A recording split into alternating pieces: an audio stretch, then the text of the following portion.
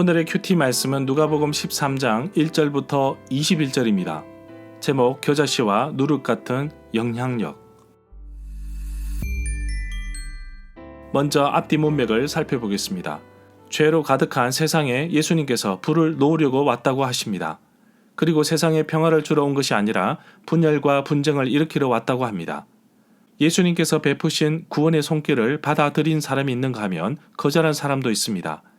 한 가정 안에서도 분열과 분쟁이 생길 수 있습니다. 그러나 예수님께서 오신 목적은 십자가의 고난과 죽으심과 부활을 통해 우리를 구원하시기 위해 오셨습니다. 그러나 사람들은 자연적인 날씨나 현상을 미리 예측하면서도 예수님께서 오신 목적을 알지 못하고 있습니다. 죄를 해결하지 못해 마치 법정에 끌려가 재판관에게 넘겨주는 상황에서도 깨닫지 못하고 있습니다. 빌라도와 유대 사람들 사이가 좋지 않았습니다. 유월절을 지키기 위해 사람들이 예루살렘에 모여들었고 빌라도는 로마 군인들을 동원해서 사람들을 잔인하게 죽였습니다. 이 사건을 두고서 죄를 지어서 벌을 받은 것인지 생각하였지만 예수님은 하나님께 돌아오지 않는 사람이라면서 죄인으로서 당할 수도 있다고 하십니다. 또 무화과 나무가 열매를 맺지 못하였지만 가수원치기가 1년만 더 기다려보자고 주인에게 제안합니다. 예수님께서 비유로 말씀하신 핵심은 회개할 시간을 주어서 자기 잘못을 뉘우치고 하나님께 돌아오기를 바라고 계셨습니다. 회개하지 않으면 망한다는 말씀은 누가복음 13장 1절부터 5절에만 나옵니다.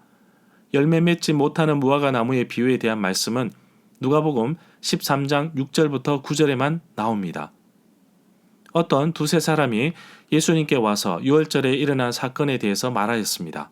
빌라도와 유대인들 관계가 좋지 못하였는데 유월절에 예루살렘으로 온 갈릴리 사람들을 빌라도가 군인들을 동원해서 사람들을 잔인하게 죽이게 됩니다. 이 사건을 두고 죽은 사람들이 죄를 지어서 죽었다고 말하고 있지만 예수님은 어느 누구든지 죄를 지어 회개하지 않으면 망할 것이라고 경고하셨습니다. 그러면서 포도밭에 심은 무화과 나무의 비유를 말씀하십니다. 주인은 열매 맺지 못한 무화과 나무를 베어버리자고 하였지만 과수원지기는 1년 더 기다리고 관리를 할 테니 기다리자고 합니다.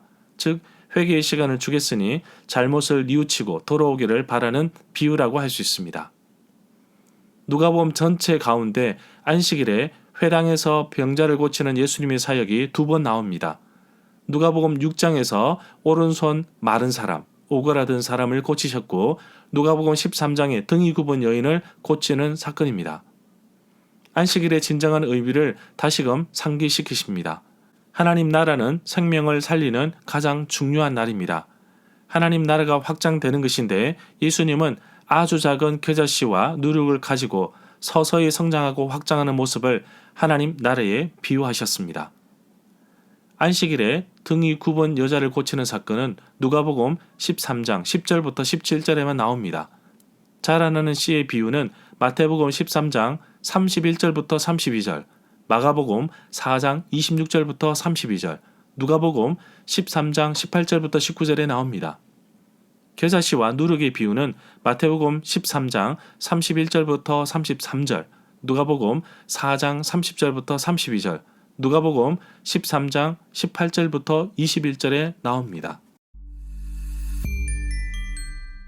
문단을 나눠보겠습니다. 1절부터 5절은 회개하지 않으면 망하리라. 6절부터 9절은 열매 맺지 못하는 무화과 나무의 비유. 10절부터 17절은 안식일에 여인을 고치신 예수님. 18절부터 19절은 겨자씨 비유, 20절부터 21절은 누룩의 비유.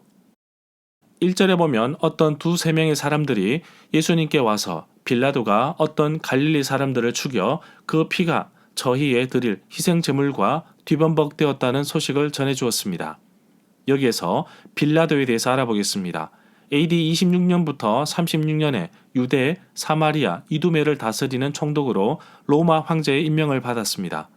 그의 공관은 해안인 가이사랴에 있었으나 예루살렘에도 주택을 가지고 있었다고 합니다. 2절부터 3절에 보면 예수님께서 말씀하시기를 너희는 이 갈릴리 사람들이 이같이 고난을 당하는 것으로 다른 모든 갈릴리 사람들보다 죄가 더 있는 줄 아느냐라고 말씀하셨고, 계속해서 말씀하시는데 그렇지 않다. 너희도 회개하지 않는다면 이와 같이 망할 것이다고 하셨습니다. 4절부터 5절에 보면 예수님께서 계속 말씀하십니다. 또 실로암에서 망대, 탑이 무너져 치어 죽은 18명의 사람들이 예루살렘에 사는 다른 사람들보다 더 악한 죄인이라고 생각하느냐? 예수님께서 말씀하십니다. 그렇지 않다. 너희도 만약에 회개하지 않는다면 다 이와 같이 망할 것이다.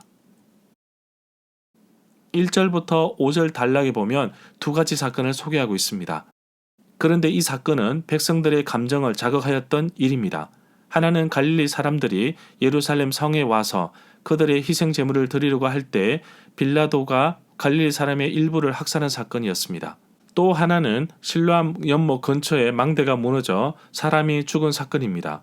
그런데 문제는 이 당시의 사람들의 생각 자체가 이런 일들이 일어나면 반드시 원인이 있을 거라는 것입니다. 다시 말해 죄가 있으니까 벌을 받았다는 것이라는 논리인데, 예수님께서는 이 말에 대해 그들이 다른 사람들보다 더 나쁘거나 죄가 많아서 그런 것이 아니라고 말씀하셨고, 또 누구든지 회개하지 않는다면 이런 일이 일어날 것이라고 말씀하고 있습니다. 6절부터 9절에 보면 회개하지 않으면 망한다는 말씀을 하신 후에 비유로 말씀하신 이후에 또 다른 비유가 등장합니다. 어떤 사람이 무화과 나무를 포도밭에 심었고 무화과 나무에서 그 열매를 얻고자 하였으나 얻지 못하였다고 합니다. 그래서 나무를 찍어 버리려고 하는데 관리하는 사람이 자신이 거름을 주고 잘 관리하겠다고 합니다. 그래도 열매가 맺지 않으면 그때에 나무를 베어 버리라고 합니다. 이 단락 6절부터 9절의 비유가 말하고자 하는 것은 진멸의 심판 전에 마지막 은혜 유예 기간이 시작되었다는 것입니다. 마가복음 11장 12절부터 14절, 20절, 마가복음 21장 18절부터 20절에서 열매 맺지 못하는 무화과 나무에 대한 저주가 있는데 누가는 그것을 생략했습니다. 지금 이곳의 비유는 그 무화과 나무의 저주의 일종의 연속과 같다고 볼 수 있습니다. 10절부터 13절에 보면 예수님께서 안식일에 어느 한 회당에서 가르치고 계셨습니다. 회당에 18년 동안 귀신 들려 앓으며 병마에 시달린 여자가 있었는데 그녀는 등이 굽혀져 고부라져 조금도 펼 수 없었습니다. 예수님께서 그 여자를 보시고 불러서 여자여 내가 병에서 놓였다. 해방되었다. 고 말씀하십니다. 예수님께서 그 여자에게 안수하시자 즉시 여인의 등이 펴지고 똑바로 서게 되었습니다. 그리고 하나님께 영광을 돌렸습니다. 누가복음 전체 가운데 안식일에 치유하는 예수님의 사역을 두 군데에 기록하고 있는데, 오늘 말씀에 등이 굽은 여인을 고치는 사건과 누가복음 6장 6절부터 11절에서 안식일에 회당에서 오른손 마른 오그라든 사람을 고치신 예수님의 사역을 기록하고 있습니다. 이 단락에 보면 누가복음 6장 6절부터 11절 외에 이곳에서 유일하게 두 개의 안식일 치유 사화를 전수하고 있습니다. 누가복음 14장 1절부터 6절에서는 치유가 어떤 남자에게 일어나며 여기서는 어떤 여자에게 일어납니다. 회당 예배는 남자들의 일이었습니다. 여자들은 능동적으로 참여함이 없이 언제나 뒷전에 있었습니다. 예수님이 회당에서 가르치시면서 허리가 고부라진 한 여자를 보시고 불러내십니다. 그리하여 그 여자는 이제 한가운데의 자리를 차지하게 됩니다. 예수님의 말씀을 통해서 그 여자는 병들게 하는 더러운 귀신으로부터 해방되어서 모든 사람이 보는 앞에서 꿋꿋이 설 수 있게 됩니다. 그녀는 하나님을 찬양합니다. 이렇게 함으로써 그녀는 회당 예배에서 그때까지 오직 남자들에게만 허락되었던 일을 행합니다. 14절에 보면 회당장이 화가 났습니다. 그런 이유는 예수님께서 안식일에 병을 고치셨기 때문입니다. 회당장이 사람들에게 말하기를 일하는 날이 6일이나 있으니 이런 날이 와서 병 고침을 받으시고 안식일에는 하지 마십시오. 회당장이 이렇게까지 화를 냈던 이유는 바로 모세 율법에 안식일에는 일하는 것을 금하고 있기 때문입니다. 15절에 보면 예수님께서 대답하여 말씀하시기를 외식하는 자들아 너희는 안식일에 소나 나귀를 외양간에서 풀어내어서 끌고 가서 물을 먹이지 않느냐. 16절에 보면 그런데 이 여자는 18년 동안 사탄에게 매인 바 되었었다. 이 여자는 아브라함의 딸이니까 안식일에 이 메인 것을 풀어주는 것이 당연하지 않느냐. 예수님의 가르침의 핵심은 잃어버린 백성들이 사탄의 권세로부터 해방시키는 것입니다. 17절에 보면 예수님께서 이 말씀을 하시니 예수님을 반대하는 자들은 부끄러워하고 모든 사람들은 예수님께서 행하시는 영광스러운 일을 보고서 기뻐하였습니다. 14절부터 17절 단락에서 치유는 의술 활동입니다. 그것은 안식일에는 생명이 위험한 경우에만 허락되었습니다. 회당장은 출애굽기 20장 9절부터 10절의 말씀을 암시하면서 치유 사건을 지적합니다. 너희 위선자들아 라는 질책은 결코 거기 함께 있는 무리에게 해당되는 것이 아니라 회당장과 그가 대변하는 종교적 노선을 겨냥한 것으로 볼 수 있습니다. 예수님이 15절에서 인용하신 내용은 제한적으로 허락되었습니다. 복음서 기자에게 중요한 것은 예수님의 오심과 예수님이 행하신 일에서 아브라함에게 주신 약속들이 성취된다는 것입니다. 그 약속들은 아브라함의 아들들에게만 아니라 그 딸들에게 주신 것입니다. 17절의 첫 문장에는 이사야 45장 16절의 반향이 담겨 있습니다. 먼저 이사야 45장 11절은 옛 그리스어 번역에 따르면 다음과 같습니다. 너희들은 내 아들들과 딸들 때문에 내가 변호하기를 원하느냐. 그리고 둘째 문장에는 출애굽기 34장 10절의 종결부의 반향이 담겨 있습니다. 18절에 보면 예수님께서 말씀하셨습니다. 하나님의 나라가 무엇과 같을까? 내가 무엇으로 비교할까? 19절에 보면 하나님 나라는 어떤 사람이 자신의 채소밭에 갖다 심은 겨자씨 한 알과 같다. 그 씨가 자라고 나무가 되어서 공중의 새들이 그 가지에 둥지를 틀었다. 겨자나무는 대략 2.5m에서 3.5m 정도 자랍니다. 하나님 나라는 처음에 보이지 않는 겨자씨 같으나 결국에는 거대하고 성장하여 많은 영향력을 미치게 됩니다. 하나님 나라가 더 확장되고 있음을 보여주고 있습니다. 20절에 보면 예수님께서 또 말씀하셨습니다. 하나님 나라를 무엇에 비교할 수 있을까? 21절에 보면 하나님 나라는 마치 여자가 가루 서말 속에 넣어 누룩과 같다. 결국 가루 전체가 부풀어 오르게 되는데 밀가루 서말의 양은 약 36리터 정도 됩니다. 36리터의 밀가루로 만든 반죽덩이는 일반적으로 가정에서 사용하기에는 너무나도 큰 양입니다. 이렇게 하나님의 나라가 미치는 파급에 대해서 규모가 엄청나기 때문에 일반 가정에서 상상하기 어려울 정도의 규모로 설명했을 것으로 봅니다. 하나님의 나라가 점점 확장되고 커져감을 보여주고 있습니다. 20절부터 21절 단락의 비유는 마태복음 13장 33절에 나오는 겨자씨 비유와 상응합니다. 마태복음 13장 31절부터 33절의 비유들도 용기를 불러일으키려 합니다.